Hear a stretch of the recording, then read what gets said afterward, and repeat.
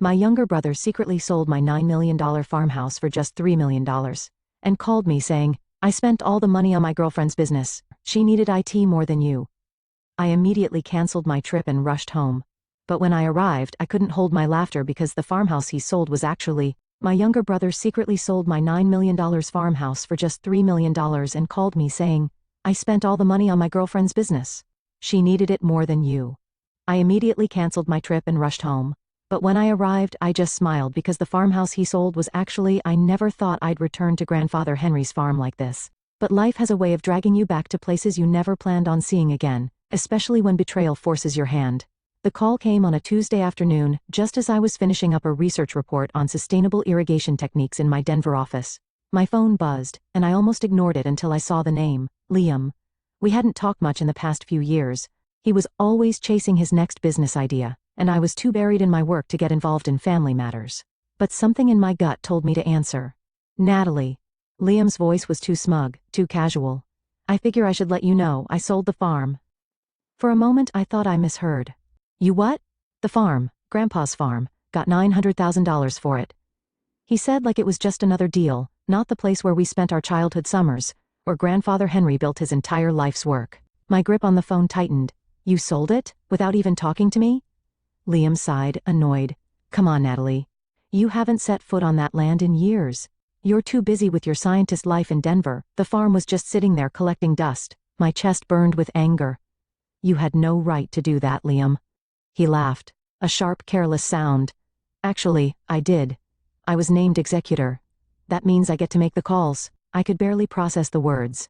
Where's the money? There was a pause, then a chuckle. I spent it. I went cold. What do you mean you spent it? My girlfriend Olivia, her business needed a boost, Liam said, as if that explained everything. She had this amazing investment opportunity, and she needed funds fast. I helped her out. I felt like the air had been knocked from my lungs. You sold our grandfather's farm for half of its real value and blew the money on Olivia's business? She needed it more than you, Liam shot back, defensive now. You don't need the money, Natalie. You have your career, your fancy research projects. What do you care about an old farm? I ended the call without another word. I didn't trust myself to speak. Within an hour, I had booked the next flight to Austin, Texas. The entire trip, my mind raced. How could Liam do this? He had always been reckless. But this? This wasn't just bad judgment, this was theft. By the time I landed, my anger had turned into something sharper, determination. He thought he could get away with this, but he didn't know one thing.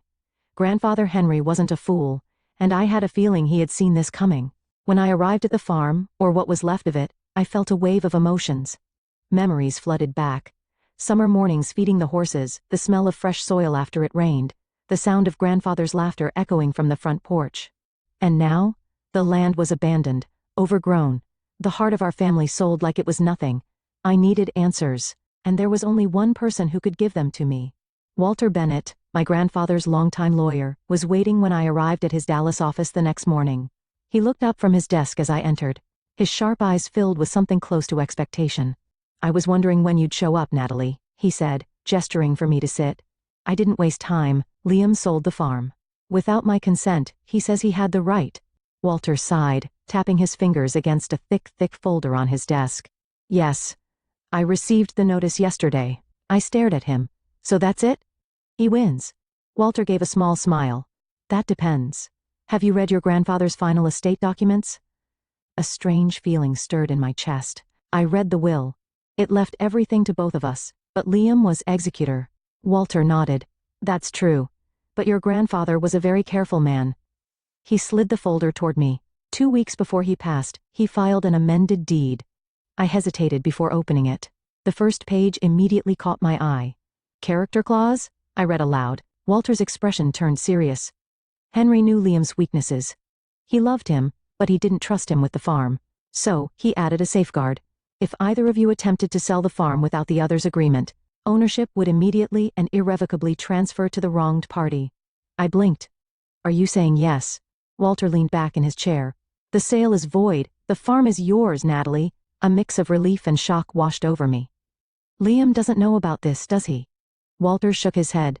No. And I'd advise not telling him until we call a legal meeting. I sat back trying to process it all. Grandfather Henry had known. He had seen Liam's recklessness, his greed, and he had planned for it. I clenched my fists.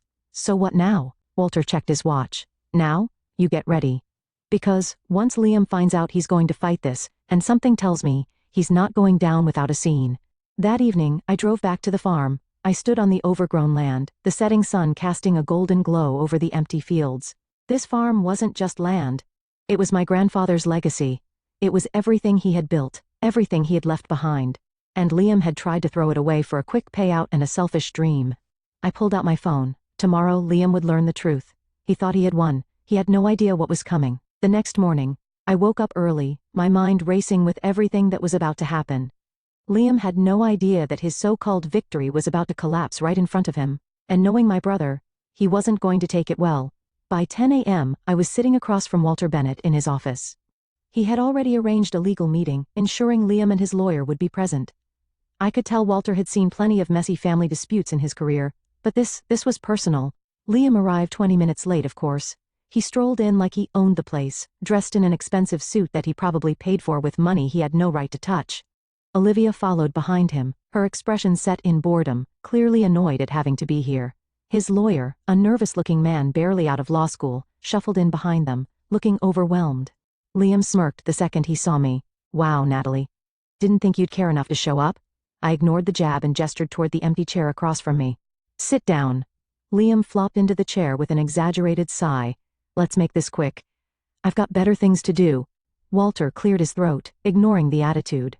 Liam, I assume you're aware that Natalie has concerns regarding the sale of your grandfather's farm.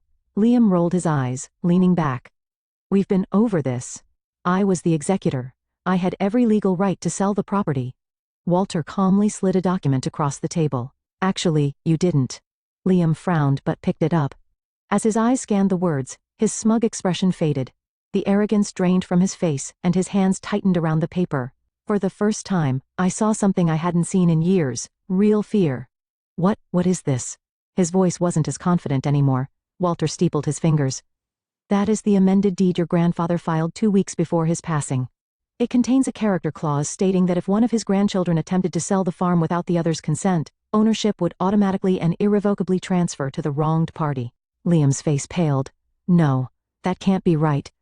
Oh, but it is, I said, my voice steady. The moment you signed that sale agreement, you lost everything. The farm belongs to me now. Liam slammed the document on the table. This is a setup, he snapped. Grandpa wouldn't do this to me. Walter remained calm. Henry Carter knew his grandchildren well, Liam. He knew Natalie would protect the farm, and he knew you. Well, let's just say he anticipated your actions. Liam turned to his lawyer, his voice frantic. Do something. The young man shifted in his seat uncomfortably. Legally speaking, the amendment is binding. The sale is void. Olivia crossed her arms, her voice sharp. So, what does that mean? The money is gone. We already spent it. That's your problem, I said, my tone icy cold. Liam's face twisted in frustration as he pushed away from the table and stood up. You can't just take everything from me? I met his glare. I didn't take it. You threw it away. A heavy silence stretched through the room. Liam had lost completely.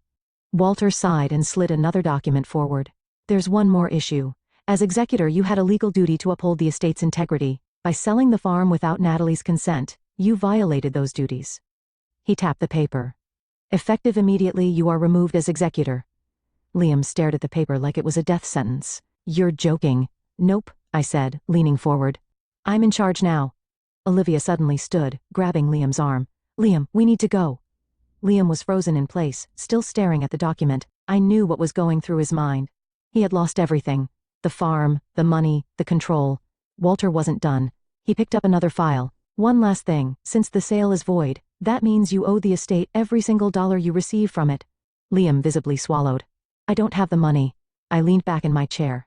Then we have a problem, don't we? Olivia, clearly furious, yanked on Liam's arm again. Liam, we're leaving. But before they could reach the door, Walter spoke one last time. Oh, and Liam? He turned, shoulders tense. Any attempt to challenge this legally will result in a full estate audit. Walter's tone was calm but firm. Which means every single financial transaction you made as executor will be investigated. Liam's jaw clenched. He knew exactly what that meant. Every shady deal, every dollar he had funneled into Olivia's business, exposed. He didn't say another word. He just stormed out, Olivia trailing behind him, her heels clicking angrily against the floor. As the door swung shut behind them, I finally exhaled. It was over. At least, I thought it was. That night, I sat on Grandfather Henry's old porch, staring out at the land, the cool Texas air settling around me. I should have felt relief, but something nagged at me. Liam was reckless. But he wasn't stupid. He had to know this was a possibility. He had to know Grandfather Henry would have planned for this. Then why was he so desperate? My phone buzzed. A text from Liam. "We need to talk." I stared at the message, my stomach twisting. This wasn't over. I stared at Liam's message for a long time. "We need to talk." A part of me wanted to ignore it. I had won. The farm was legally mine, and Liam had lost every ounce of control. But I knew my brother. He didn't just walk away, not without a backup plan. Finally I replied, "Meet me at the farmhouse, 1 hour." By the time I arrived, the sky had darkened, and the air smelled of damp earth, the kind of scent that always came before a storm. The land stretched out in front of me, the fences still broken, the crops overgrown. This place had been abandoned for too long. Liam pulled up in his SUV 10 minutes late, his headlights cutting through the shadows. He got out slowly, looking different this time, tired, nervous. Olivia wasn't with him. For once, it was just the two of us. He shoved his hands into his pockets, avoiding my eyes. "You got what you wanted." I leaned against the porch railing. "Did I?" Liam let out a bitter laugh. "Spare me the lecture, Natalie. You think you're the hero in all this." He gestured at the land. "You left. You had your career, your research, your perfect life. I was the one who stayed. I was the one who took care of everything." I tilted my head, watching him carefully. "You didn't take care of anything, Liam. You sold Grandfather's farm for a quick payday and burned through the money like it was nothing." His jaw tightened. "I was trying to build something." I crossed my arms. "And where is it now?" He didn't answer. And that told me everything. Something in my gut twisted. "Liam, this isn't just about the farm, is it?" He hesitated, his eyes darting away, and for the first time in a long time, I saw it. Fear. I stepped closer. "How bad is it?" Liam ran a hand through his hair, looking anywhere but at me. "I borrowed against Grandfather's other accounts." I felt my stomach drop. "What?" He exhaled sharply. "The estate's tax accounts, the maintenance funds, the savings, everything. I pulled from them, thinking I could pay it back before anyone noticed." His voice cracked. "But the investment tanked, the developer went bankrupt. And now," he let out a hollow laugh, "now it's gone." I felt physically sick. "How much?" His voice barely rose above a whisper. $7.50 $0. The world tilted for a second. I pressed my fingers against my forehead, forcing myself to think. "So, that's why you were so desperate to sell the farm?" Liam nodded, looking miserable. "I thought I could fix it before anyone found out." I closed my eyes. "And Olivia?" His laugh was humorless. "She left, took what little she could, and ran the second she realized there was nothing left." A long silence stretched between us. I should have walked away. I should have told Liam this was his mess to fix. But then I thought of Grandfather Henry, of the way he had always believed in second chances. And despite everything, Liam was still my brother. I pulled out my phone and dialed Walter. He answered on the second ring. "I need to see you," I said.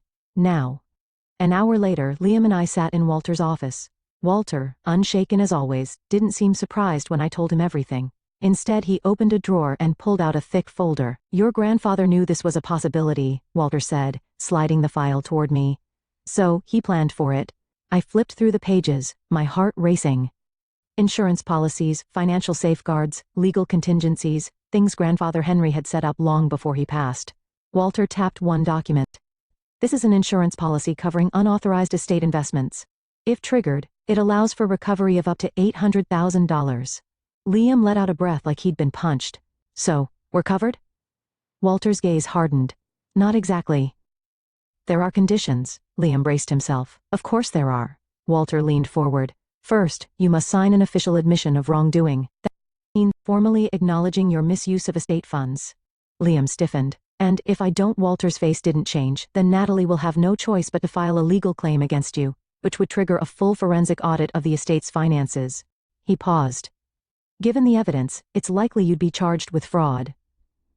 Liam's face strained of color. "Fraud?" "Yes," Walter said simply, "and that would mean prison time." Liam's hand shook slightly as he wiped it over his face. "And the other conditions?" Walter folded his hands. "You will be required to attend financial counseling at your own expense. And you will have no further involvement in the estate, ever."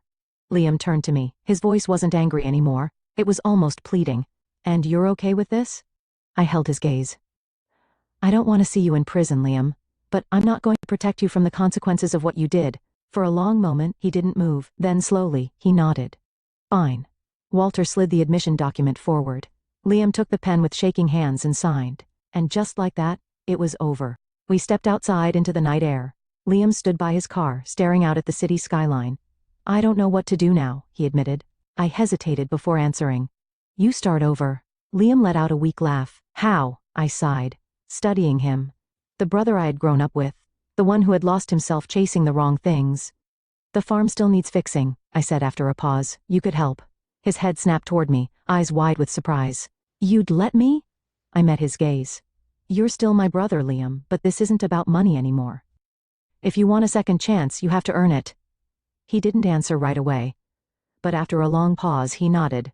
Maybe, just maybe, it wasn't too late to fix what was broken. The days after the meeting with Walter felt heavy, filled with long silences and the weight of everything that had happened. I had spent so long angry at Liam, convinced that he would never change, that it felt strange to see him now, humbled, uncertain, and lost. But there we were, standing on Grandfather Henry's farm, staring at the overgrown fields, the broken fences, and the house that had once been filled with life. I barely recognize it, Liam muttered. I glanced at him. Yeah. Well, that's what happens when someone tries to sell a place instead of taking care of it. Liam exhaled sharply, but didn't argue. He wasn't fighting anymore. And for the first time in years I could see something shifting in him.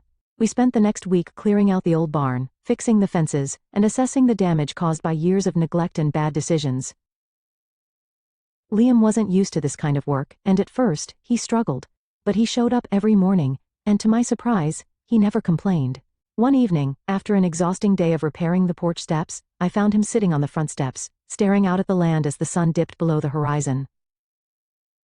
The golden light cast long shadows over the fields. The same view that Grandfather Henry used to love. I used to hate this place, Liam admitted, his voice quiet, hesitant. I thought it was a trap, a reminder of everything I didn't want to be.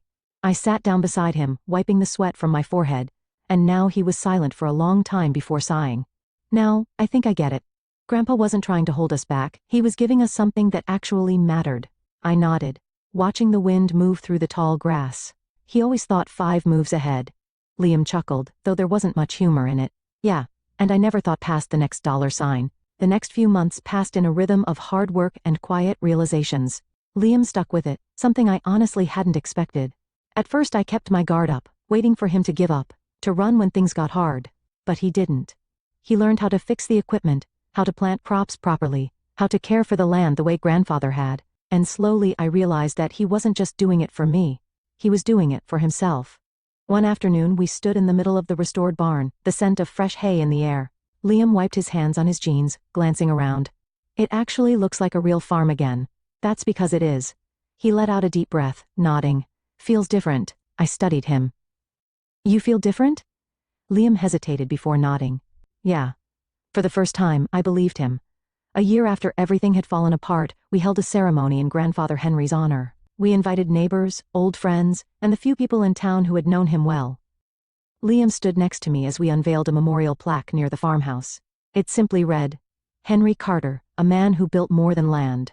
As the sun set over the farm, I realized something. Grandfather had always planned for this, not just for the land, not just for the money, but for us. He had known that Liam and I would never truly see eye to eye until something forced us to. He had built in safeguards, knowing Liam's weaknesses, but he had left the door open for redemption. And Liam had finally stepped through it. Later that night, after everyone had gone home, I found Liam sitting on the porch, watching the stars. Still thinking about running back to Austin? I asked. He smirked. Nah. Turns out, I like the quiet. I sat down beside him, letting the cool night air settle around us. Do you think Grandfather knew this would happen? Liam asked after a while. I thought about it before answering. Yeah. I think he knew exactly what he was doing. Liam sighed, a small smile on his lips. Yeah, me too. And for the first time in a long time, we sat there not as enemies, not as rivals, but as family.